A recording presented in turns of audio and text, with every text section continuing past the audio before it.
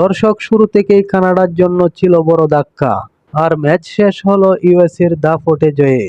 Canada toss জিতে প্রথমে বোলিংয়ের সিদ্ধান্ত নেয়, কিন্তু ইউএসের ব্যাটাররা শুরু থেকেই বুঝিয়ে দেন এই ম্যাচের বড় রান করার লক্ষ্য নিয়েই মাঠে নেমেছে তারা। ইউএসের ইনিংসের সবচেয়ে বড় নায়ক রাহুল চোপড়া। দুর্দান্ত ব্যাটিংয়ে তিনি তুলে নেন অসাধারণ ১২৭ রান, খেলেন ১১৮ বল। তার সঙ্গে হরপ্রীত সিং ভাটিয়াও দারুণ ব্যাটিং করেন। তিনি করেন ৮১ রান মাত্র ৭৯ বলে। এই দুই ব্যাটারের দুর্দান্ত জুটিতে ইউএস নির্ধারিত ৫০ ওভারে সংগ্রহ করে ২৮২ রান ৬ উইকেট হারিয়ে, ফলে কানাডার সামনে দাঁড়িয়ে যায় ২৮৩ রানের লক্ষ্য। কানাডার রান তারাই শুরুতেই চাপে পড়ে গেলেও হাল ছাড়েনি।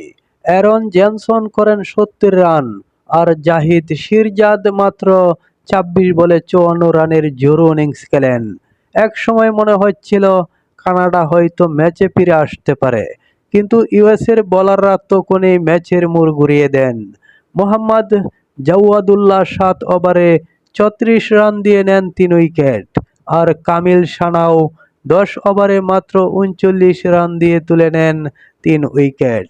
এরপর একের পর এক উইকেট হারিয়ে কানাডার ইনিংস থেমে যায় মাত্র ১৮৫ রানে ৩৩.৪ ওভারে।